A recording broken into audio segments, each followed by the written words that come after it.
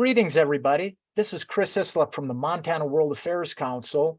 Welcome to Academic World Quest 2023 preparation. We're launching a series of webcasts to help students all across Montana, and in fact, some students across America, prepare for Academic World Quest 2023. One of our important program partners is the U.S. Department of State. And to kick things off, I'd like to ask our partner at State, Irina Karmanova, to please roll a video. Over to you, Irina.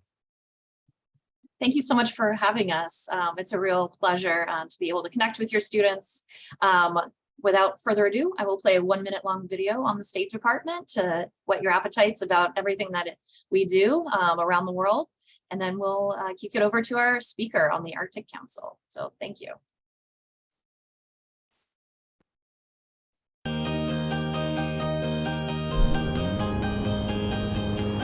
It's a wonderful and complex world out there, filled with challenges and opportunities.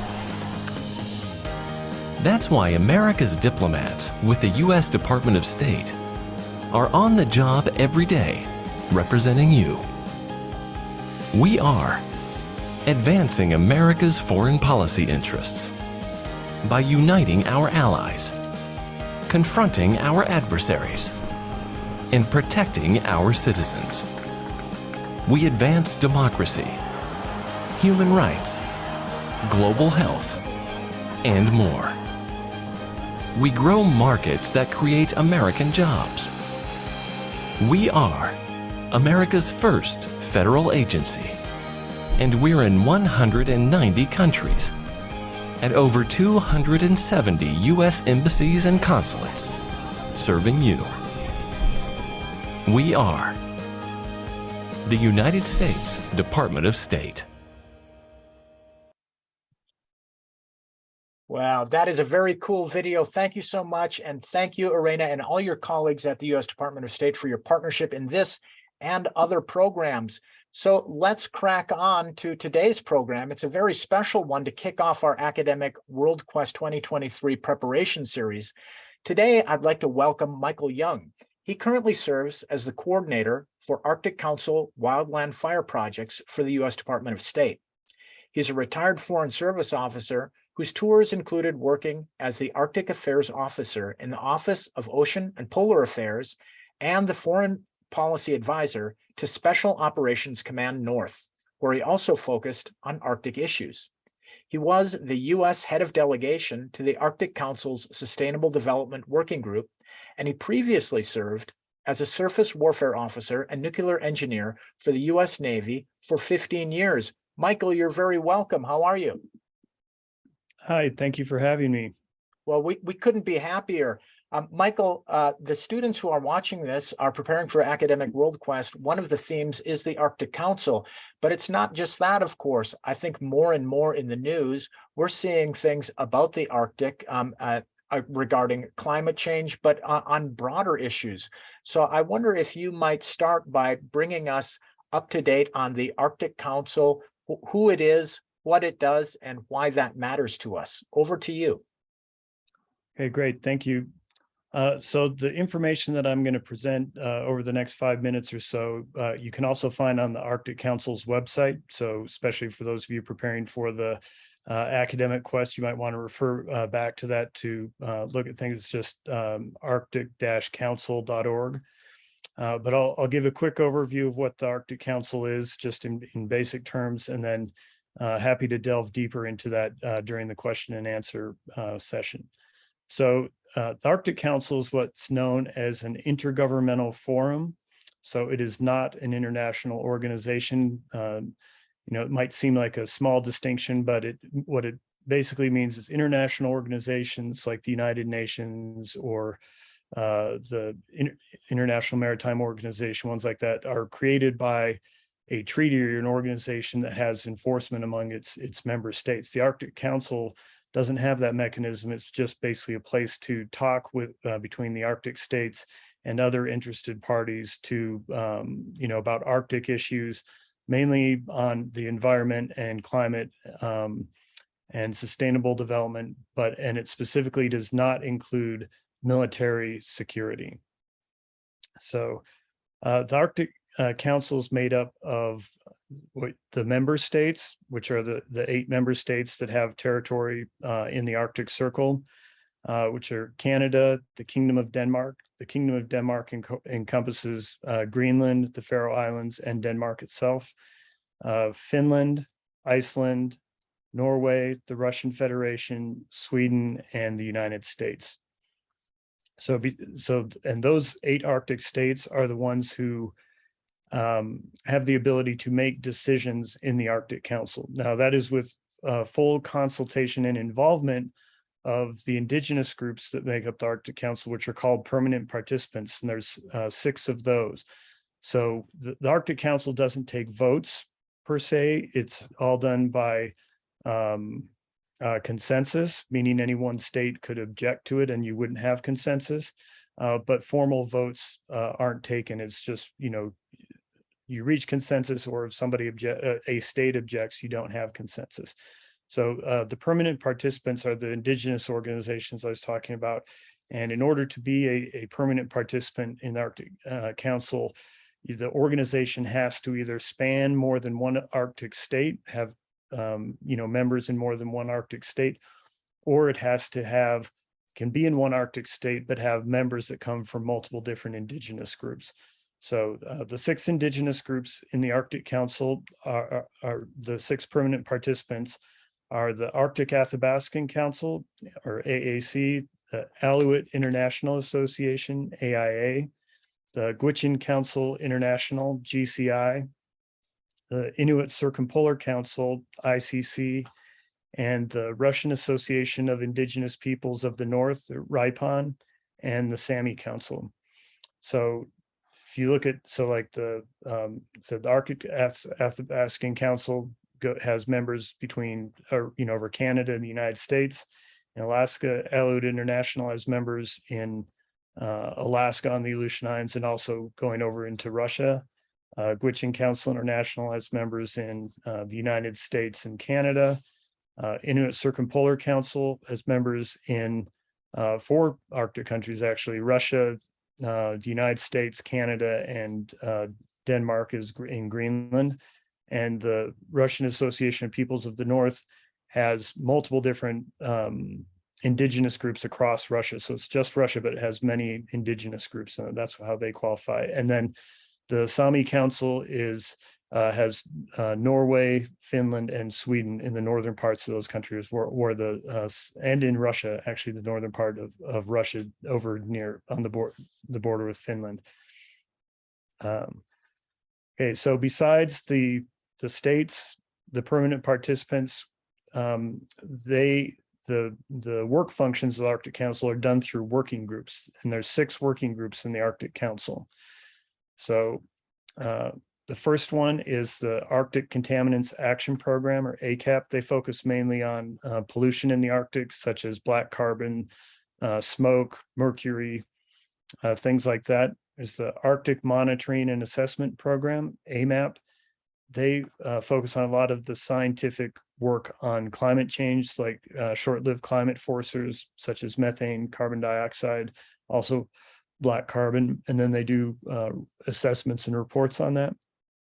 The Conservation of Arctic Flora and Fauna, CAF, and the CAF working group works on basically the animals and the plants that are living in the Arctic.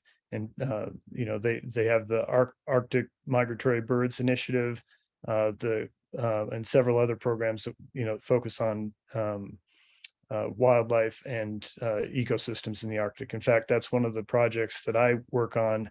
The Wildland Fires has projects in both CAF for looking at how it's changing, fires are changing, and how it's changing the environment in the Arctic. And also the next one I'm going to talk about, which is the Emergency Prevention, Preparedness, and Response Working Group, EPPR. We're working on a wildland fire project there to see how the Arctic countries might cooperate in fighting fires and preventing fires. The 5th working group is the Protection of the Arctic Marine Environment, or PAME. They focus, as their name said, on marine ecosystems, so the ocean. And then the last one is the Sustainable Development Working Group, or SDWG. And that's the working group that we like to say focuses on the people in the Arctic. So looking at issues such as health issues, mental health issues, how development is affecting the people in the Arctic, and how the people in the Arctic might do development to help them. And it also, one of the projects they have is on renewable energy in the Arctic for remote communities. Okay, so talked about the states, the permanent participants, and the working groups. That comprises kind of the meat of the Arctic Council, but then you have the observers of the Arctic Council too, and that consists of many different groups. So you can be a state, you can be an interparliamentary organization, you can be an international governmental organization, you can be a non-governmental organization. And there's many different entities that are observers. You can look on the Arctic Council's website to get the whole list. Observers don't get to participate in the discussions of the Arctic Council, like when the senior Arctic officials meet or when working group heads of delegation meet.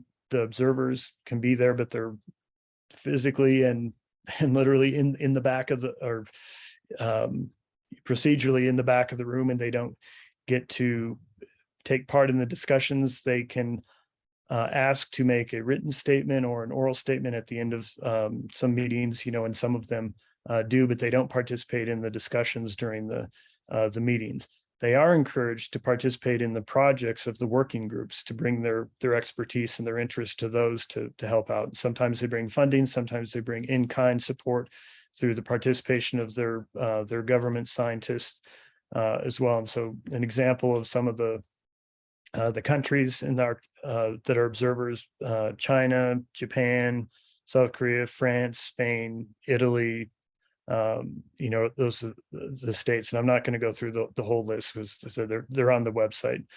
But they're encouraged to participate in the work of the working groups, and their status as an observer is up for review every, I think it's 4 years, to see if they still qualify, basically. And one of the criteria for them qualifying to be an observer is they have to acknowledge that the Arctic is comprised of the Arctic states, and the Arctic states have sovereignty over all of the land in the Arctic and out through the exclusive economic zones from there.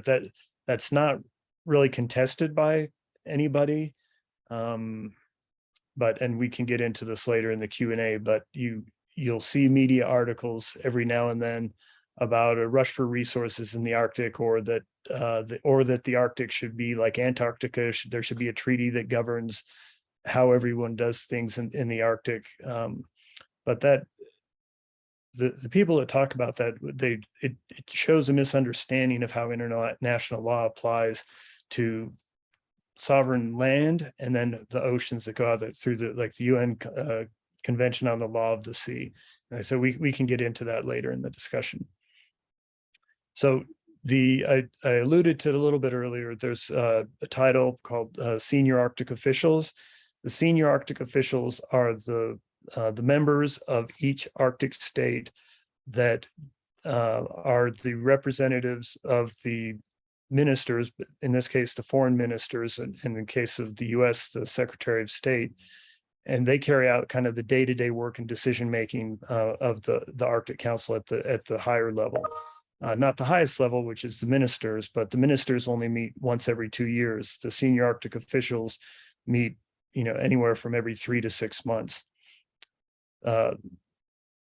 Procedurally, how the Arctic Council, and a little bit structurally how it works, is you'll have one country will be the chair of the Arctic Council for 2 years, and then it will rotate to another country for 2 years, and then it rotates, again over a set rotation structure.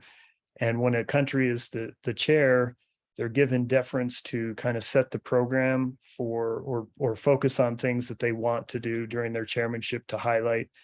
And there's other programs that exist outside of just the chairmanship programs, but the chair is given deference to run programs that, to highlight things in the Arctic for their country.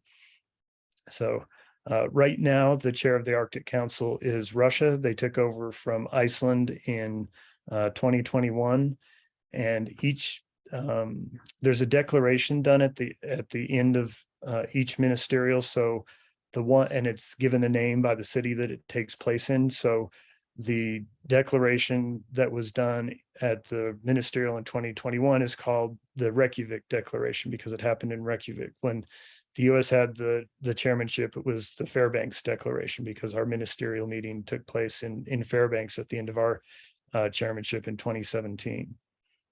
So, but the SAOs, as I said, do the main work. They're located in they're representatives from the Ministry of Foreign Affairs in each country, or in this case, the State Department. So my boss is the senior Arctic official for the United States. And they take their guidance from the ministers, and at the ministerial, besides the declaration, you also have what's called the SAO report to ministers. SAO stands for Senior Arctic Officials. And that report is a much more detailed listing of what the projects that concluded at that ministerial, and then the projects that are ongoing, or the projects that will be introduced in the next chairmanship.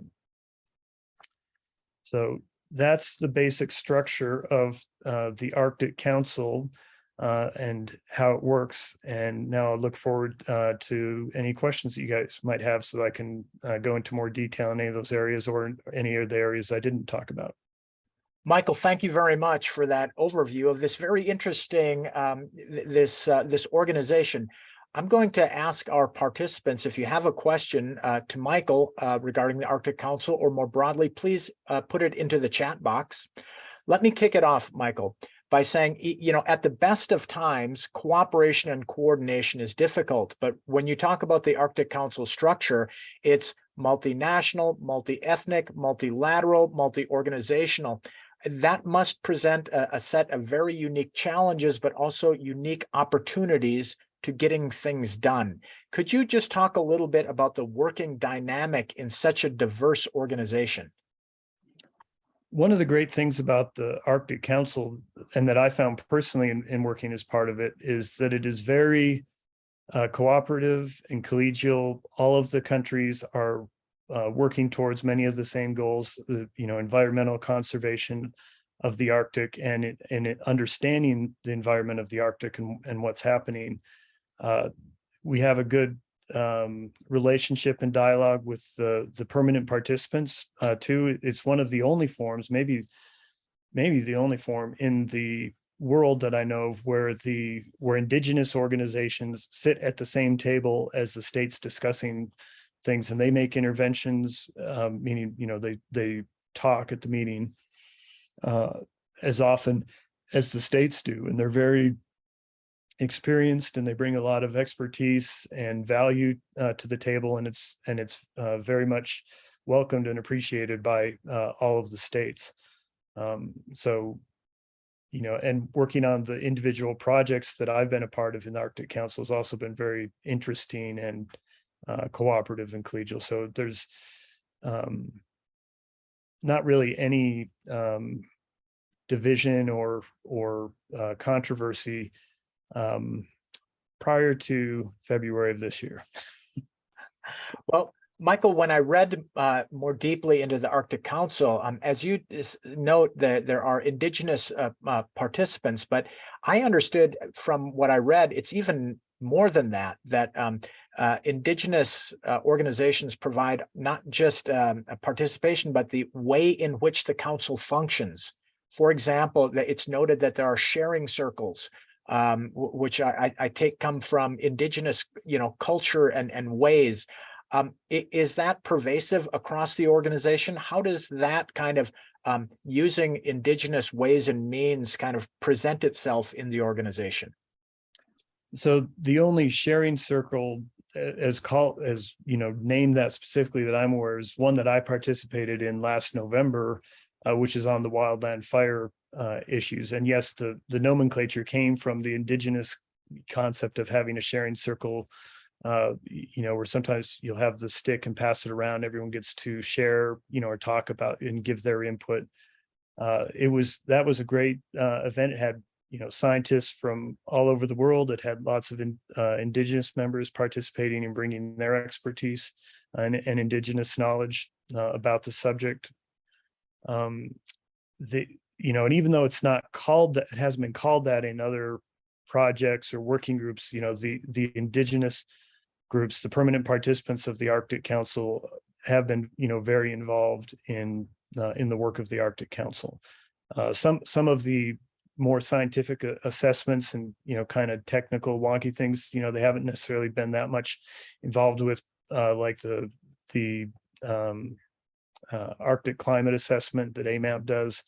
But they give the indigenous perspective about it. So it was basically looking at, how's climate change affecting the Arctic. And there's the scientific part of it as far as, looking at global warming and how it's, the actual, ice melting and carbon dioxide and methane, all that. But the perspective that the permanent participants provide, since they live there and know people that live there, members of their organizations live there, they say, okay, there's the scientific part and you've shown this is how it's happening here.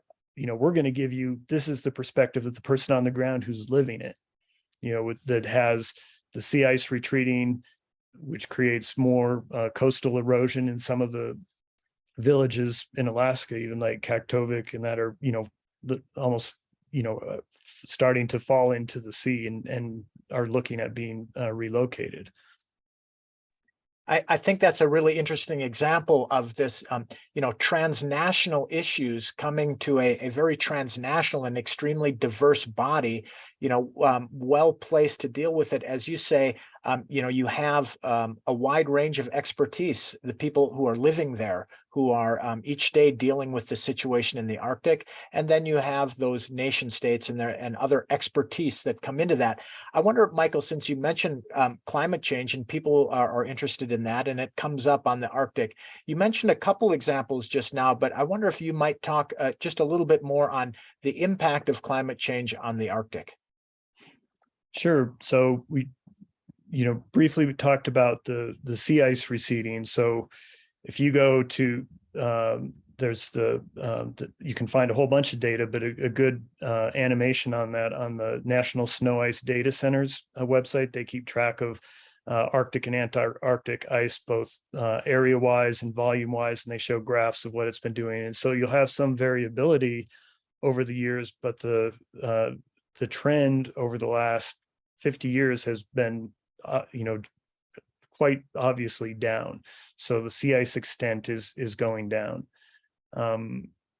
You also, and as the sea ice extent goes down, one of the effects of that is, so say if you look at the north coast of Alaska in the Beaufort Sea, and normally the sea ice used to, and during the winter the sea ice is down at the shore, but now it's receding more and more, getting further away.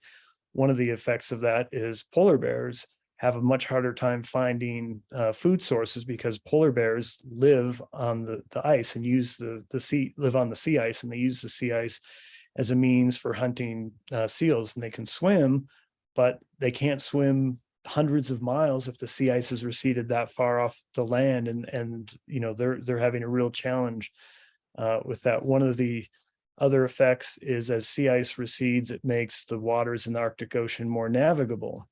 So it used to be that you needed an icebreaker to navigate through the Arctic Ocean almost all the time. And the Arctic Ocean, when you look at the shipping routes or the possible shipping routes through it, they're very different depending on the different area of the Arctic Ocean. So if you look at the north coast of Russia, there's a sea route called the Northern Sea Route that Russia manages. It has even though it's been operating since the 1930s, the Russians used to use it extensively. Then, and the sea ice was more, they could still go, by going close to the shore where the sea ice in the summer, like August or September, had receded enough, they could go along there.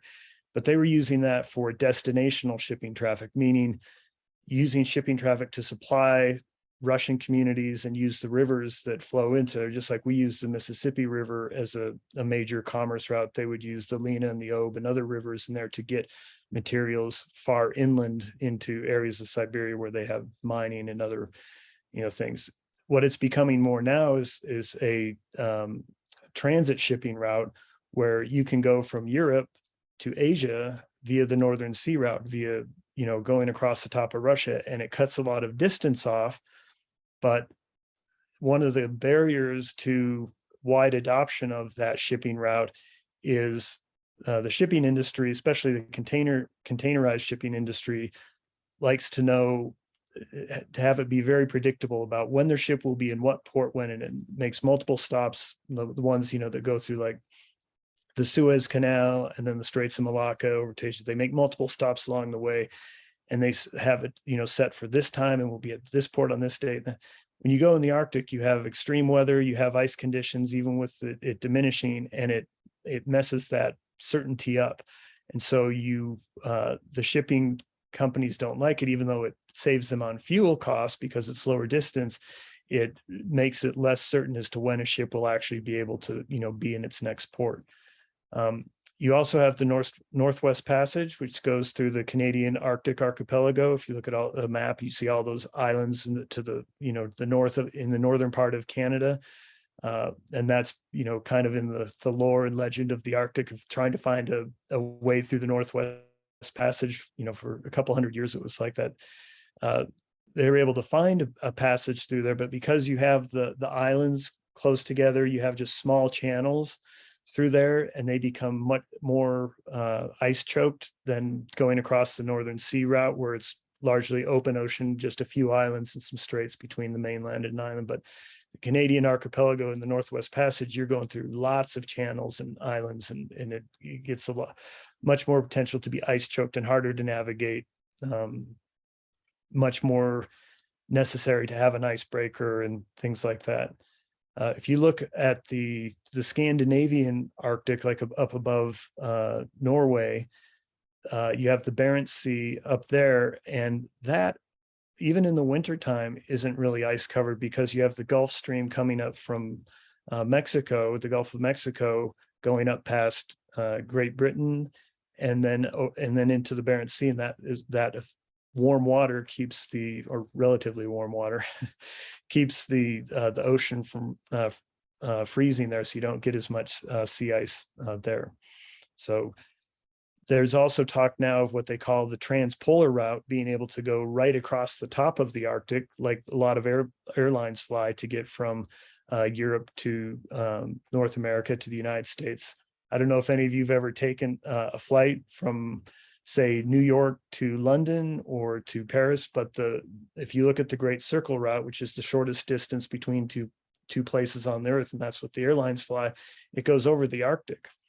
So you can see that. And so if ships could do the same thing, they would. They're constrained by the sea ice, but as the sea ice goes away, and if it goes away enough, even in, really far north up near the pole, you could go from the Bering Strait between Alaska and Russia, so say from the port of Anchorage up through the Bering Strait, straight across over to Europe, to Iceland or to Norway or to Germany, to the ports there.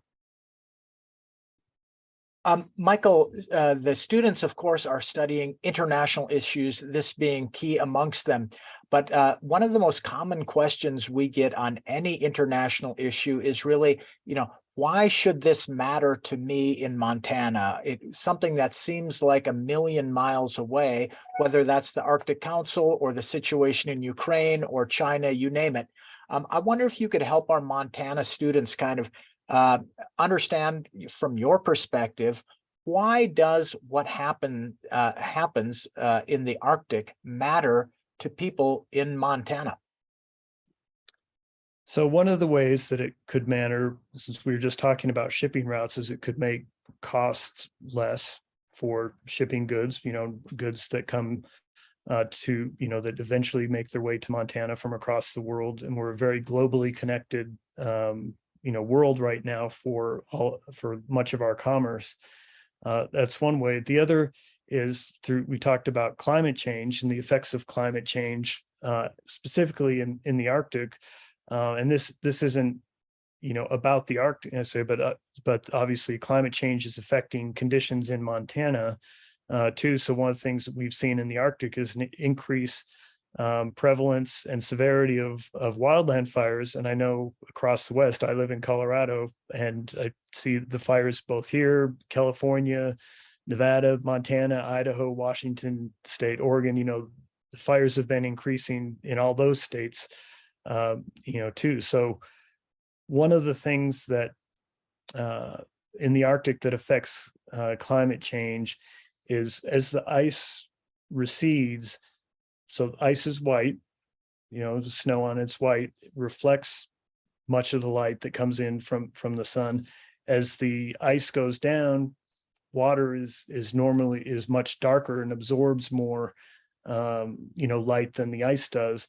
And so you're warming as the ice sea ice recedes, you actually get more warming of the ocean than you would have if there was ice covering it. So that increase, you also, as climate change happens, you get ocean acidification. So the ocean becomes more acidic because of the amount of carbon dioxide in the atmosphere and the chemical reaction of, carbon dioxide going to, forming acids in the ocean. That affects fishery stocks, shellfish stocks, like oysters, clams, mollusks, things like that. So if you're living in Montana and you like to eat fish, the cost of those fish is going up or going away, even certain types of fish. I don't know if you guys saw the story from just a couple months ago about the king crab population in Alaska and the Bering Sea just crashing this year. So they didn't even allow the fishermen to go out and hunt for it, because I can't even remember the number. It shocked me. It was in the hundreds of thousands of tons, I think, of king crabs that had gone away. I might have that number wrong, but it was a huge number, and especially as a percentage of their population. And that was theorized that it was a result of the warmer water moving north, and the normal habitat for the king crabs being affected by the warmer water when they're used to living in colder water, even by a few degrees. This is outside the Arctic Council. Actually, no, I could bring it back to the Arctic Council. So I was going to talk about the war in Ukraine and how that has, and even before the war in Ukraine, when Russia invaded Ukraine, you had over the last 10, 15 years, increasing rhetoric about militarization in the Arctic. Most of that had been on Russia's side. Russia started rebuilding some of the Soviet era bases that have been along the northern coast on the Arctic Ocean, and then they kept making them more. And so the U.S. and Europe were concerned about that. This going back, be like 7 or 8 years ago when I was there, we were concerned about it, but we weren't doing much. We had lost a lot of our capabilities in the Arctic after the Cold War because we didn't see a need to devote resources there. It's expensive to devote military resources there and keep them there and keep them trained up for that environment. But in the last several years, we've made a lot of efforts to increase our level of readiness and preparedness in the Arctic. The Arctic Council doesn't deal with military security at all intentionally, so that subject doesn't derail our other conversations and work on environmental issues. But when Russia continued its invasion of Ukraine in February of this year, part of the consequences of that was the other 7 Arctic states ceased cooperation with Russia in the Arctic Council too. There were, many sanctions placed on Russia, and they essentially became a pariah state in the world because of their invasion of Ukraine. And work in the Arctic Council stopped, or as we put it, was paused from March 3rd. The 7 other Arctic states issued a statement saying that, because of the invasion of Ukraine, we weren't going to cooperate with Russia in the Arctic Council, and all work was paused. Senior Arctic officials didn't meet, heads of delegation were not allowed to meet, project work all stopped. On June 8th, the SAOs issued the 7 SAOs issued another statement, though, saying because this was seriously affecting our work when it's stopped and it's important work. We decided that the work could continue for projects that did not involve Russia. So if Russia wasn't involved in a project before and the projects were already approved at the Reykjavik Ministerial in 2021, then they could go forward. So, I'm trying to think how, that relates back to, somebody in Montana, like you said, but I would hope that all of the students and other people on this call, since it's hosted by the World Affairs Council in Montana, that you have an interest in world affairs, and, the Arctic, what's going on in the Arctic definitely has an impact on the great power competition, especially between Russia and the West. Yeah, indeed, Michael, and you really brought that home. So let me thank you, Michael Young from the U.S. Department of State, who joined us today to talk about the Arctic Council and Arctic issues. Much appreciated. Let me quickly thank a few of our major sponsors at the Dennis and Phyllis Washington Foundation, QFI, and Longview Foundation. There are more sponsors and supporters, too many to name, but thanks to all of them, we're able to bring this and so many more programs to you. To all of the students out there preparing for Academic World Quest, keep your eye out. We're going to have more of these programs to help you prepare. Looking forward to the competition in March.